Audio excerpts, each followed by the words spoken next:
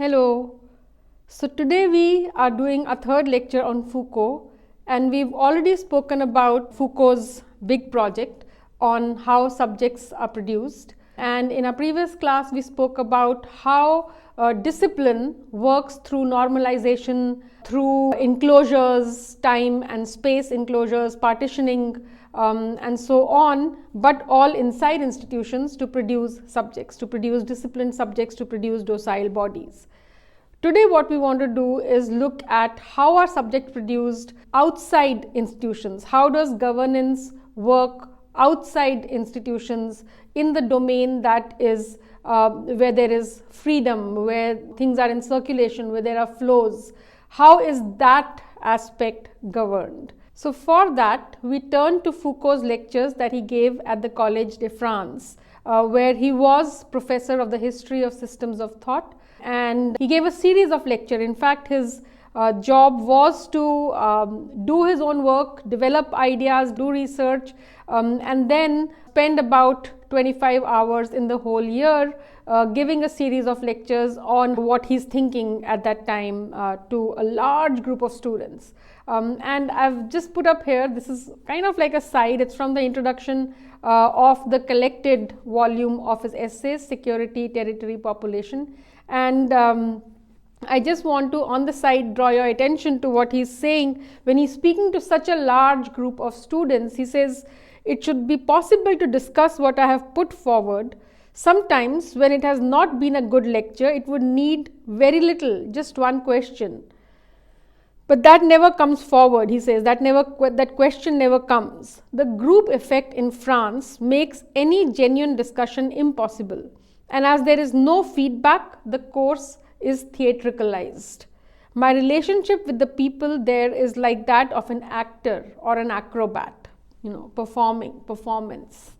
And when I have finished speaking, a sensation of total solitude. I actually really related to this, especially in the way that we are doing online lectures, put a distance between me and all of you who are going through these lectures, and therefore it's hard to get at least any immediate feedback. While there's a huge difference in obviously what Foucault is doing and where he's doing and the depth of his intellectual knowledge and fervor, but in this small bit I really felt what he's trying to say. But that apart, let's get back to the topic of the day. Let's look at what he's trying to do in these lectures. So in these lectures, Foucault opens up a very different problem. He's now looking, like I said, outside these institutions, and he starts to say that from 18th century onwards, Western societies started to look at the biological life of human beings primarily as a political strategy, as something to be managed, as something to be known, and something to be regulated. So he defines, in fact, this is in the first page of the lectures, in lecture 1, he writes, biopower is the set of mechanisms through which the basic biological features of the human species become the object of a political strategy. So human life, the biological processes of our life, birth, death, growth, all of that actually becomes a political strategy, becomes birth rate, becomes death rate, becomes mortality rate. But if you look at it, these are biological processes, right? But this transition happens, he says, towards the end of the 18th century. The human species became the object of a political strategy, of a general strategy of power, or in other words, how starting from the 18th century, modern Western societies took on board the fundamental biological fact that human beings are a species, and there are species to be regulated, to be monitored, to derive knowledge from. And when this shift happens, normalization, we spoke about norms when we spoke about in our last lecture on discipline and punish, many times norms come from tradition, from culture, but when this shift happens, norms start to come from knowledge, from statistics, right? The average, the median, all of that.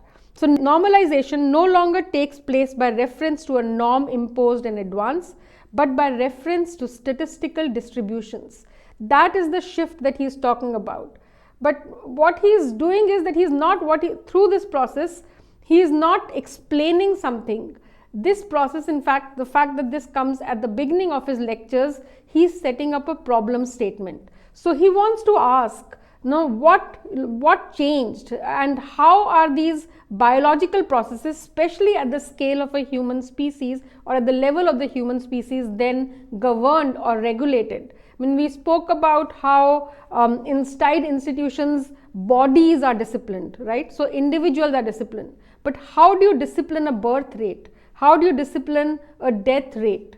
How do you regulate these things at the level of the human species? So how is biological life then governed is something that he sets up for himself as a problem, and then the series of lectures show how this shift happens and what mechanisms and what techniques are used in order to do so.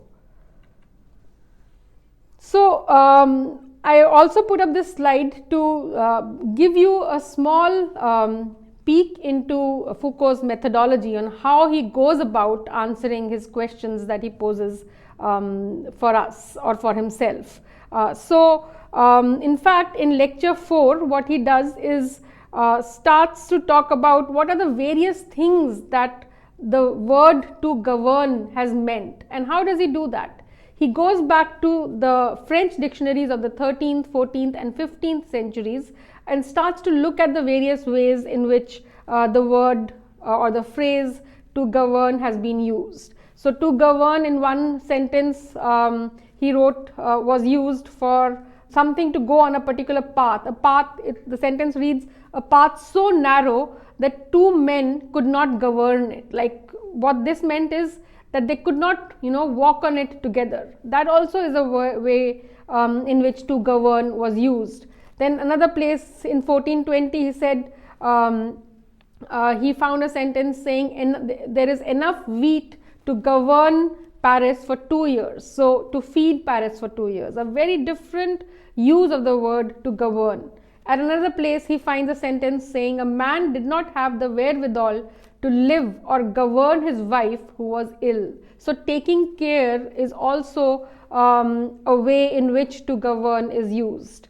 Another place is a patient who, after having left the hospital, passed away as a result of bad government. So basically he found a multi-variant use of the word to govern or the phrase to govern. And he writes, before it acquires its specifically political meaning in the 16th century, we can see that to govern covers a very wide semantic domain in which it refers to movement in space, the road example that I gave, material subsistence, the wheat example, diet, the care given to an individual, and the health one can assure him, and also the exercise of command of a constant, zealous, active, and always benevolent. So that's central to this kind, to the way govern is being used prior to the 16th century.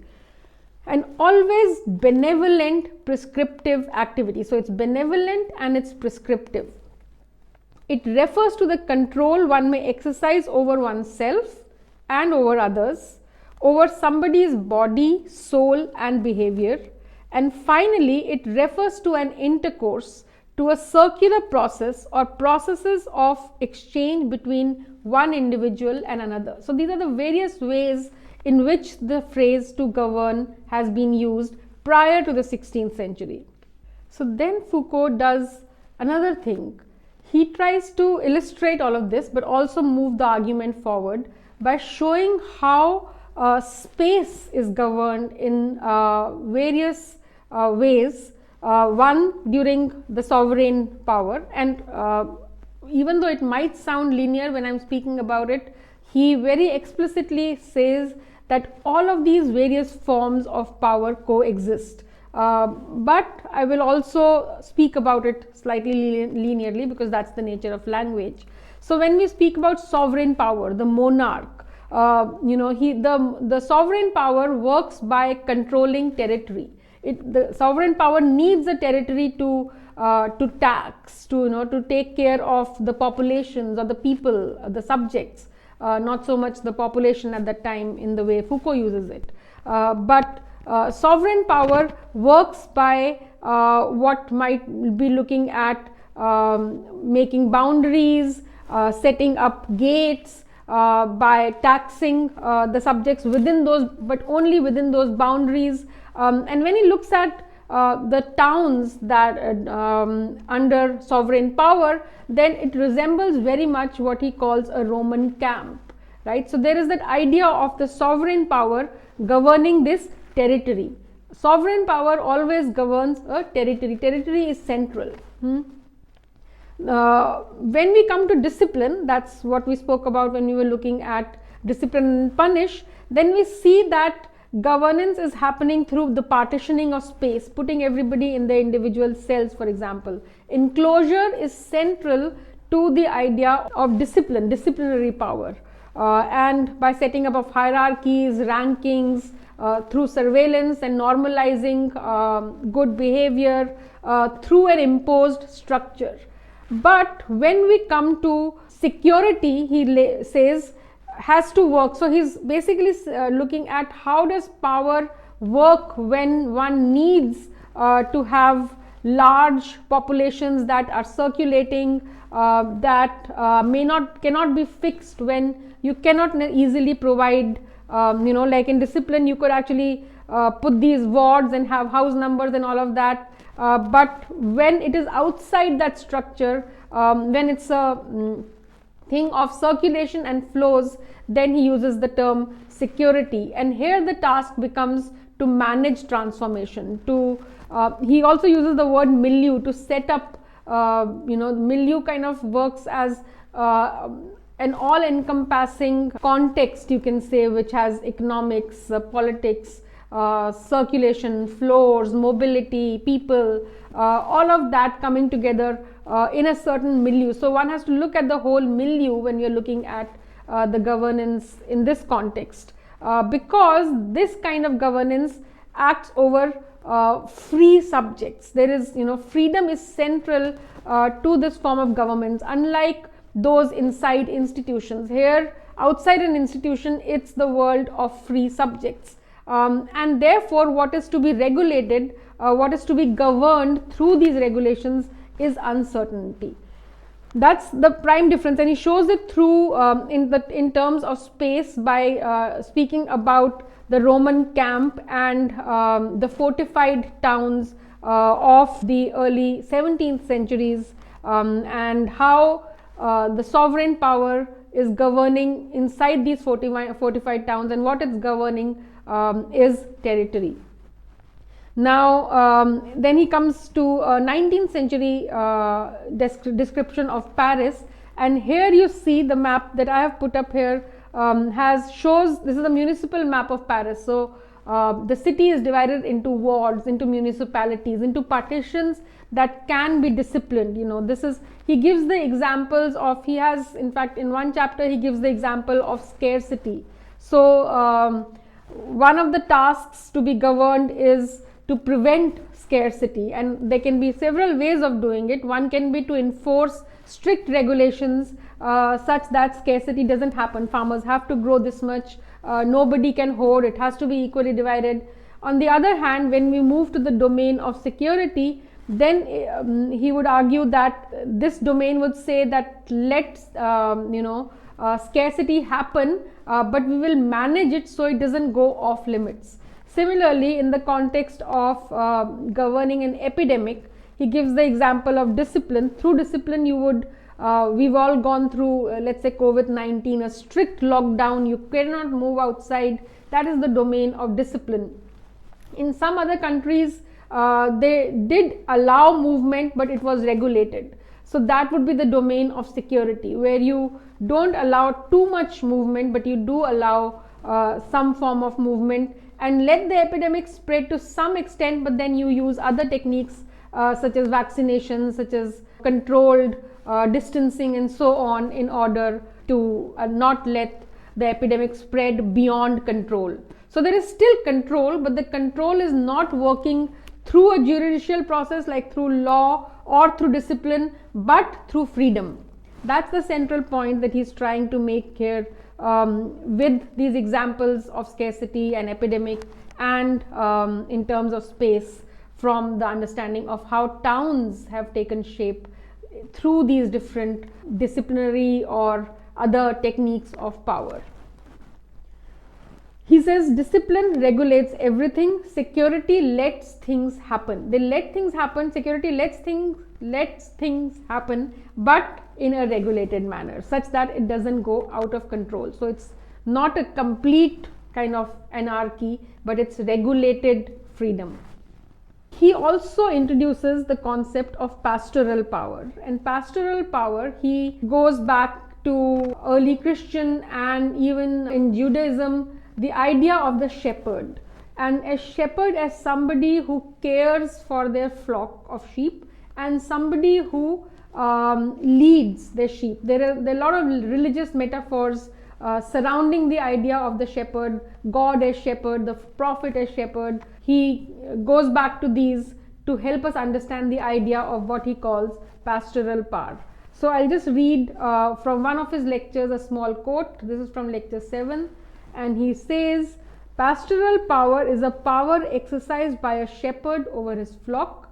It is a power that takes charge of the whole flock, but also of each individual sheep.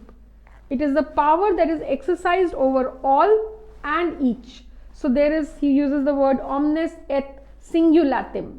So there is the idea of the whole flock of sheep, but there is also the care for each individual sheep. Like if one sheep goes wandering away, the shepherd will go after getting that sheep back. He gives further examples of the shepherd manages things like when there is a large flock of sheep, he would first let the young kid sheep go and graze on the tender grass, and then he'll send the next batch of sheep. And so they're taking care of the needs of each one, but also taking care of the whole sheep flock by protecting them and by taking care of their needs. So there's a notion of benevolence, there's a notion of care.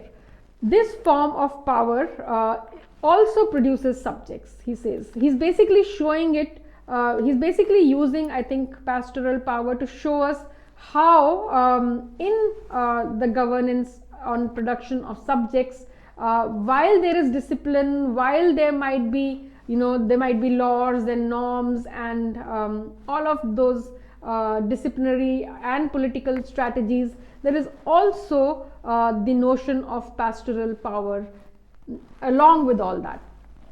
So he says this too produces subjects, and he says pastoral power, unlike sovereign power, is power over life, not territory. The shepherd doesn't own the land. The shepherd takes the flock of sheep. So he has power over the life of the sheep, not over the land that the sheep grazes over. Again, omnes et singulatum, governing all and each one. So this is the idea. In fact, this is a central idea that when we come to an understanding of what he means by population, we will get a better sense. But that's the reason he wants us to look at it. How do you govern a group and an individual all at once? That's the idea that pastoral power and pastoral care teaches us. And that's the idea that modern techniques of government take from pastoral power. And because it takes care of the group and the individual, pastoral power individualizes by binding the subject to truth. So there is still a huge focus on the individual, and here and I've written this as the last point, but maybe I should have said it earlier. I'll say it now. Is that the origin of pastoral power is in religion, is in Christianity, and therefore it works through mechanisms such as internalizing of norms, through techniques such as confessions, through ideas of morality. So there is a binding, the subject there is bound to a notion of truth. Obedience is almost guaranteed because that is what the truth is, and subjects are created in a way to go in that direction. Pastoral power works through dependency, not force. There is a relationship of dependency between the shepherd and the sheep, between the priest and the people, but there is also a notion of care between the teacher and the student, right? There is a notion of care that also is central despite the power difference between them. This form of care, he says, originates in Christianity, but then it becomes political and administrative, and that is the journey he's traversing in his lectures. If you notice, that's a similar process that he did for his study on the history of madness, on the history of punishment, and now to understanding how power, and eventually we will end with the idea of the state, is by looking at how it operates through different epistemes, right? That's the same process here, his methodology of genealogy, that he is applying here to an understanding of power as it works in modern society. So, in order to do that, he comes up with the term governmentality, and he says, by governmentality, I mean the ensemble. Here the word ensemble is important because it's an assemblage, it's a collection, it's several different processes all at once. I mean the ensemble formed by institutions, procedures, analysis and reflections, calculations and tactics that allow the exercise of this very specific, albeit complex form of power, which has as its target the population.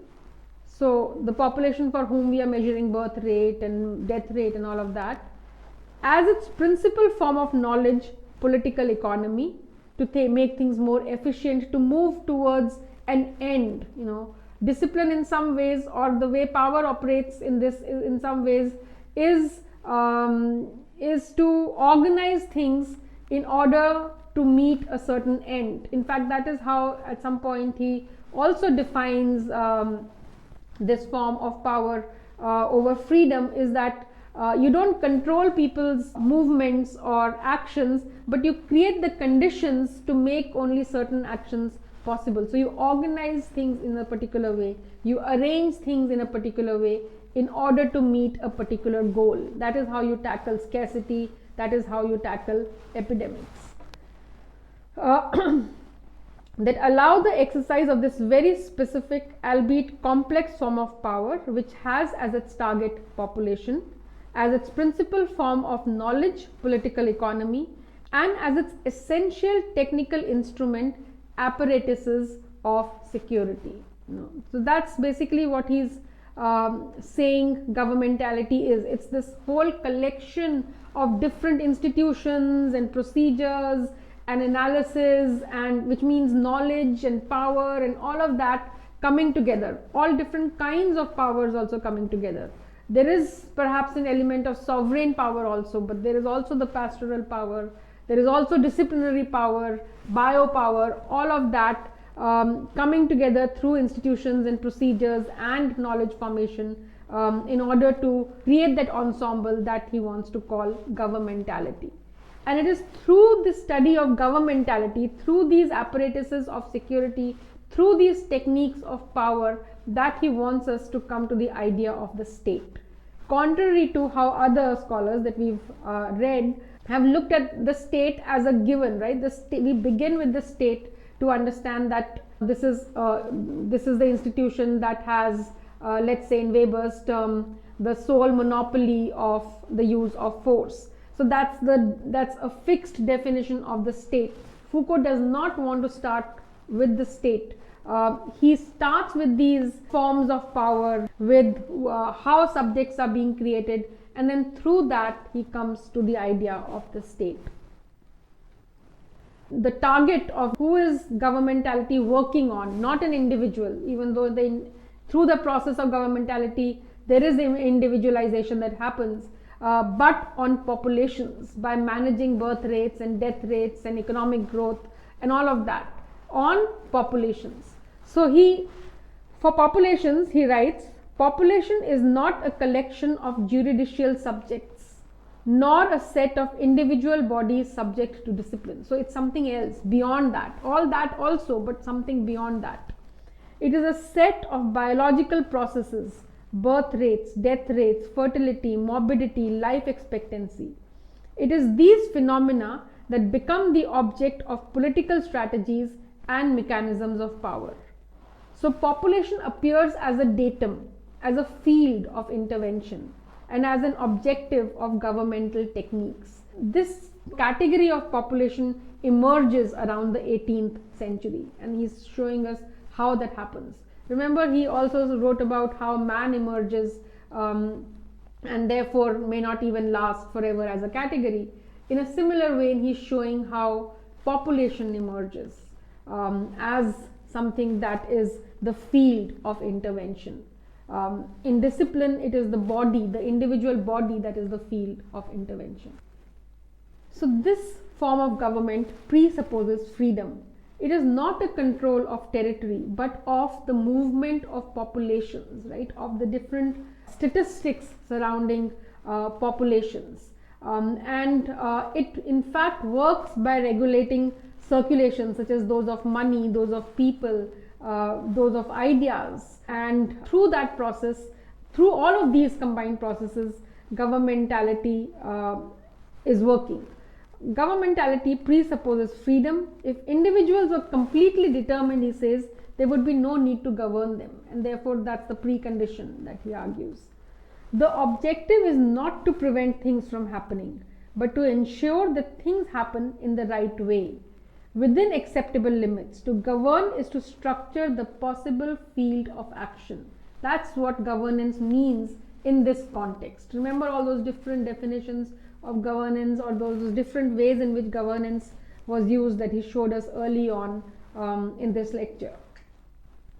Then he says liberalism is not the absence of government, as is often assumed that liberalism is the absence of government, or therefore is more freedom, but a practice of government that takes freedom as both its principle and as its instrument. It's through the regulation of that freedom. It's through, it's not static enclosures, all of that. It is through circulation that this form of governance works.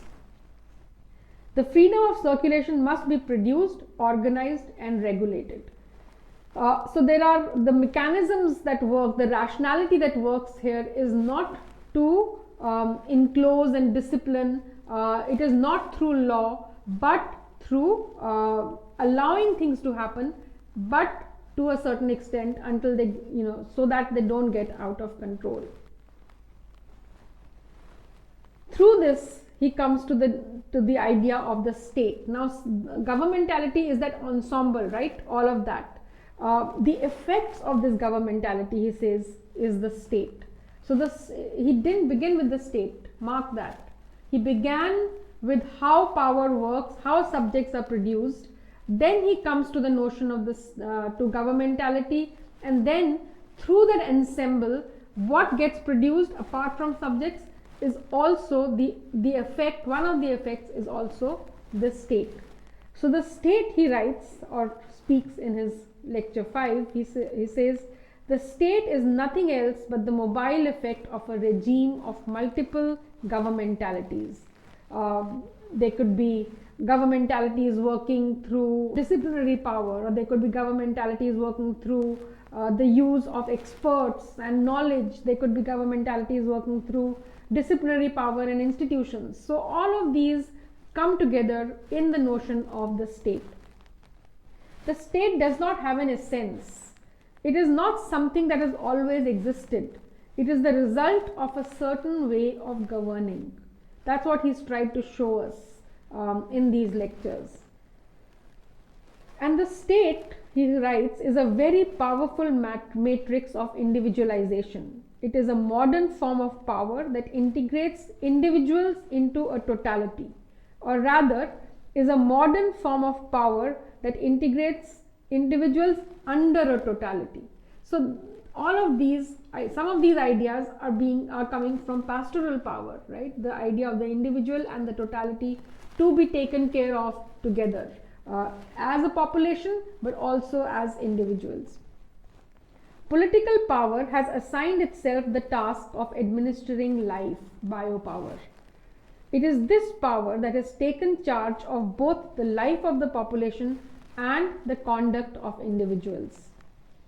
Power relations are rooted deep in the social nexus, not reconstituted above society as a supplementary structure. So state is not something out there removed from society. The state emerges through these practices, through these institutions, through these forms of knowledge, and through these forms or ways in which power works. So we end today's lecture here, and I'll see you in the next class. Thank you.